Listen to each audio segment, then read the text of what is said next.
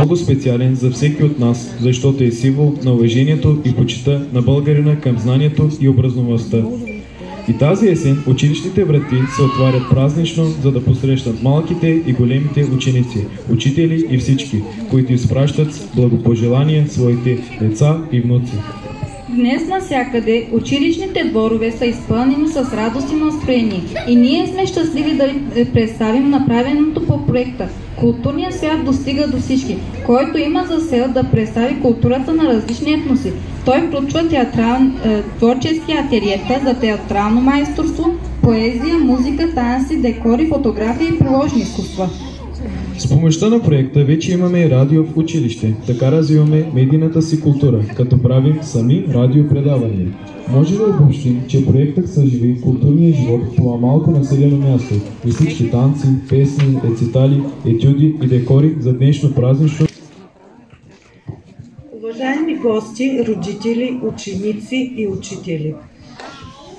Искам от името на господин Манолов, кмет на община Аврен, и от мое име да ви поздравя с 15 септември, първия учебен ден, който е ден за поздравления, трепети и очаквания от всички. Като директор на това училище искам да се обърна към всички вас с поздрав, послание и надежда за една спорна и благодатна година.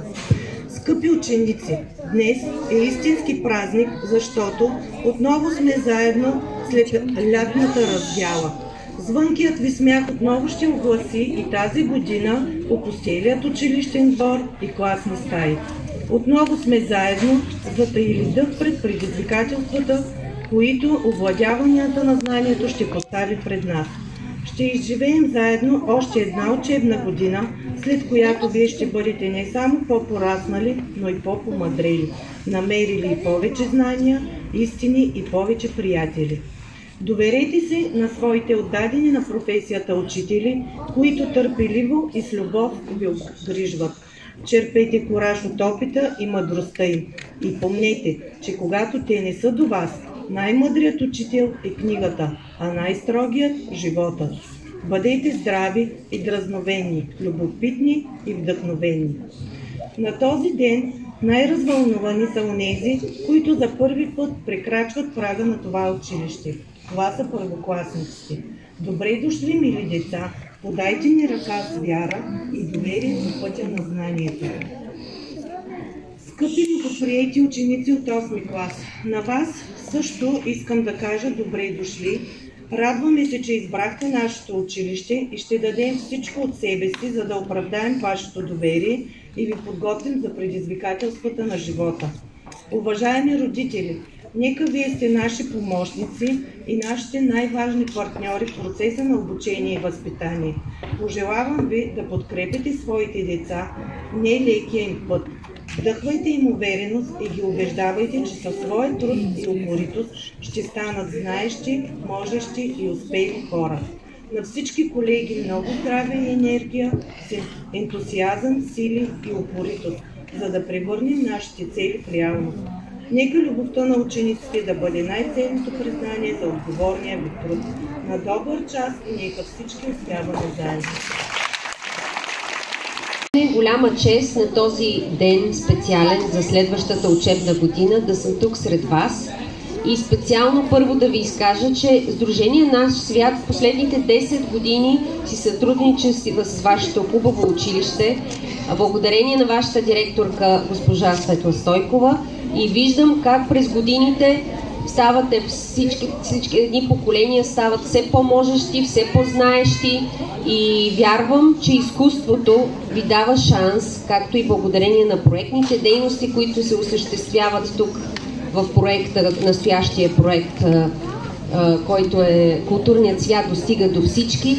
Искам да запомните, че изкуството е начин да можете да направите вашата обкръжаваща среда по-красива и да намерите някакъв смисъл в живота. Училище мое любимо, училище пълно с мечти, място безкрайно щастливо, място с учители добри, с химикалка и тетрадка в ръка, пълна с надежда една, урока интересен да научим и в живота труден да сполучим. Израснах с вас специалисти, отлични програмисти, макар и понякога непослушни, винаги сме добродушни. Училище мое любимо, училище пълно с мечти, място безкрайно щастливо, място с учители добри.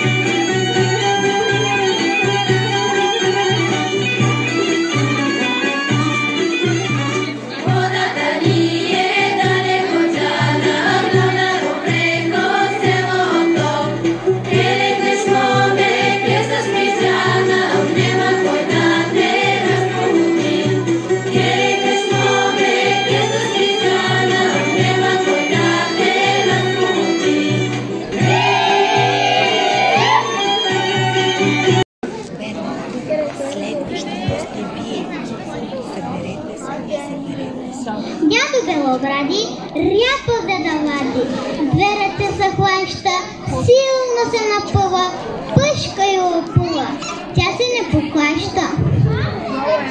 Дрече ряпа, сякаш е квадратна и не ще да мърда.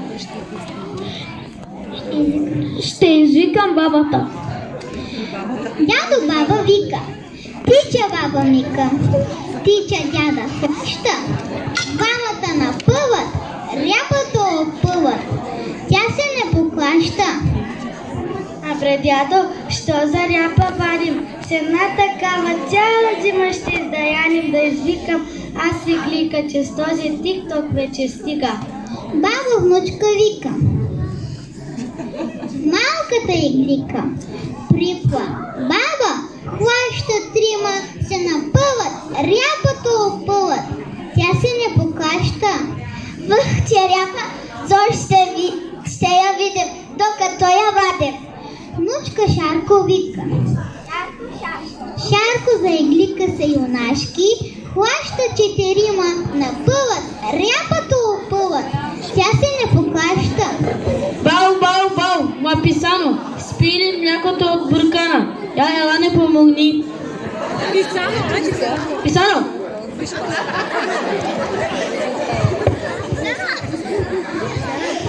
Маца от зимника, тича и се хваща в стима, напъват, ряпата опъват. Тя се не покаща, подир писана, вика и гризана. Ей, цвъркаща гадинке, млякото ми остави и ела ми помогни. Гризана се хваща, здравата похваща, дружно се напъват, ряпата опъват, вкъщи я замъкват и там всички с нея се гостили, 3 дни яли, пели и са веселили. Ще ти нарисувам слънце, ще ти прожектирам филм. Ако искаш дискотека и класически балет, може на една пиеса в театъра на първи ред. И ще се почувстваш весел и добър и справедлив и ще разбереш, че има смисъл да останеш жив. И ще разбереш, че няма смисъл да пестиш пари.